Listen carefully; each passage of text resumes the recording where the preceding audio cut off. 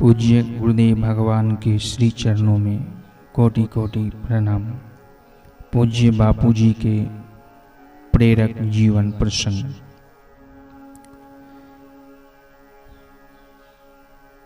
दाहोद गुजरात जिले के बारोड गांव के निवासी मोहन भाई प्रजापति सन 1999 से पूज्य बापूजी के सत्संग सानिध्य का लाभ लेते रहे हैं। अपने जीवन का एक अनुभव बताते हुए वे कहते हैं,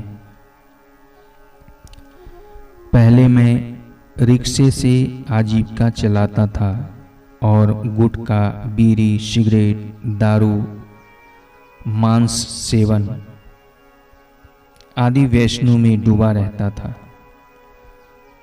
एक दिन भी दारू के बिना नहीं रहता था। घर में खूब लड़ाई झगड़ा करता था। एक बार हमारे गांव के पास में पूज्य बापूजी का सत्संग था। मैं अपनी रिक्शा से कुछ लोगों को वहां छोड़ने जा रहा था तो वे लोग मुझसे बोले कि आप भी दीक्षा ले लो। मैंने कहा, मुझसे भक्ति नहीं होगी, मैं दारू मांस के बिना नहीं रह पाता हूं। नूरानी नजर और प्रसाद का असर। मैं जब पूज्य श्री के निवास स्थान पर पहुंचा तो बापूजी कुर्सी पर बैठे सत्संग कर रहे थे। मैंने सोचा, अब आया हूं तो प्रणाम तो कर लूं। दूर से ही हाथ जोड़कर राम राम किया तो बापूजी ने मुझे अपने पास बुलाया और एक क्षण मेरी तरफ देखा तथा काली दाक्ष दी प्रसाद रूप में।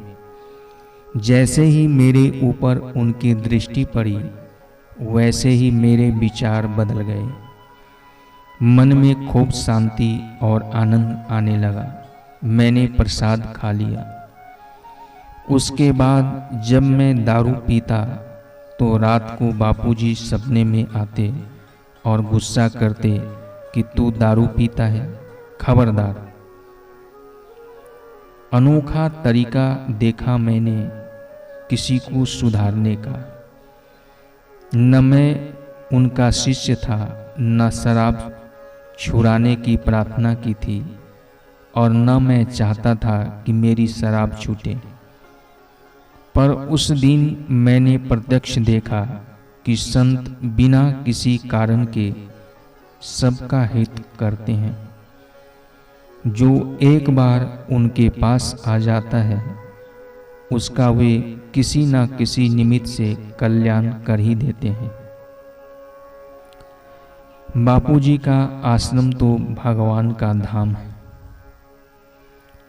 जब गुरु पूनम आई तो मैं अहमदाबाद आश्रम पहुंचा। वहां का नजारा देखकर मैं दंग रह गया। वहां लाखों लोग की भीड़ थी। जिधर देखूं हरिओम हरिओम बोल रहे थे। मुझे लगा, अरे यह तो भगवान का धाम है। मुझे वहां ऋषि प्रसाद और लोक कल्याण सेतु मिल गए। मैंने पढ़ा तो अच्छा लगा। बापूजी का एक श्री चित्र खरीदा और घर लाकर पूजा करने लगा। मैं बापूजी को मन ही मन गुरु मानने लगा। अब दारू के व्यसन का जोर और भी घटने लगा, लेकिन कभी पुरानी आदत जोर मारती और दारू घर में लाकर रखता तो जैसे ही सुबह बापूजी की तस्वीर के आगे अगरबत्ती करने जाता, बापूजी तस्वीर में से बड़ी बड़ी आंखें दिखाते, नाराज होते।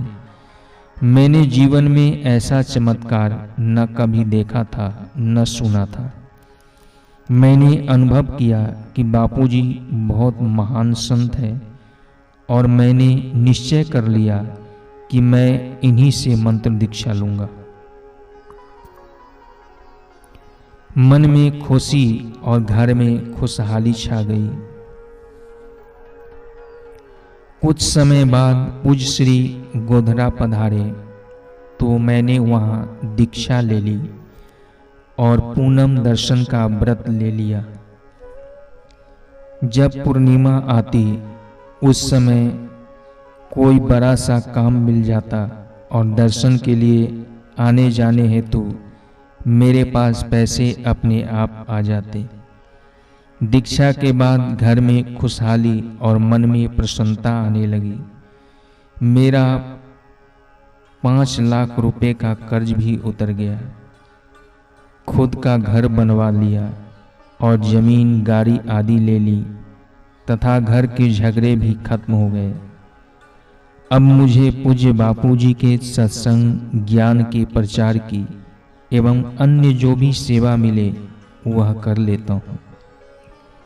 बापूजी ही मेरे भगवान हैं। मैंने अपने जीवन में बापूजी जैसे दूसरे कोई संत नहीं देखे। अगर मुझे पूज्य श्री नहीं मिलते तो मैं अब तक तो नशे के कारण मर जाता। बापूजी ने मुझ जैसे शराबी का भी जीवन कितना उन्नत कर दिया। अब एक ही इच्छा है कि पूज्य गुरुदेव के ज्ञान को पालूं और मेरी पूरी जिंदगी गुरुदेव की सेवा का लाभ लेते लेते बीते। मेरा घर आदिवासी इलाके में है, पर पूरे गांव में हरिओम हरिओम गूंजता रहता है। गांव के लोग इज्जत भी करने लगे हैं, लेकिन मैं जानता हूं कि यह इज्जत मेरी नहीं, गुरु कृपा की है। मुझे बापूजी नहीं मिलते और उनकी कृपा से मेरा जीवन संवरा नहीं होता तो समाज में शराबी की इज्जत ही क्या होती है।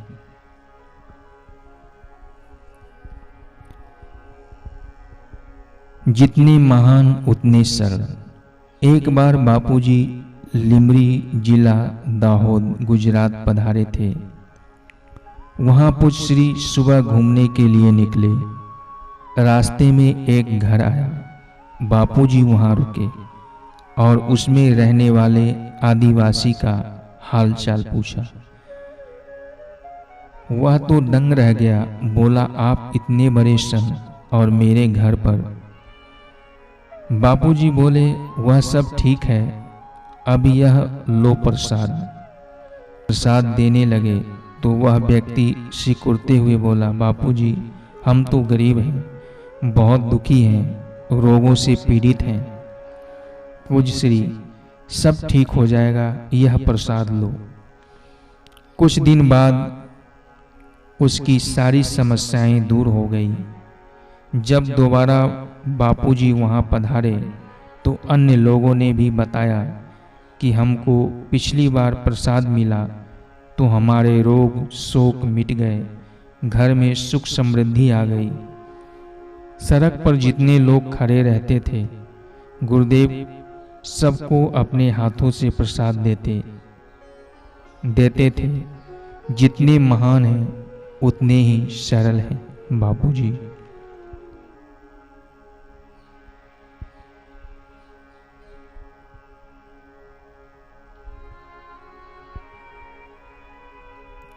श्री सद्गुरु जैसा रक्षक सहारा होते हुए दूसरे सहारों की परवाह कौन करने बैठेगा।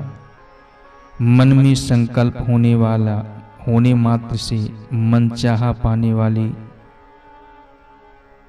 राजपत्नी महारानी क्या दूसरे के पास भीख मांगने जाएगी। जो कल्प वृक्ष के नीचे बैठा है उसे क्या वाणी के द्वारा बोलकर अपनी मांग बतानी पड़ती है। संत ज्ञानेश्वर जी महाराज कहते हैं कि श्री सद्गुरुदेव की कृपा से अब मेरा उद्धार हुआ है। मैं संसार सागर से भली प्रकार पार हो गया हूँ। हरि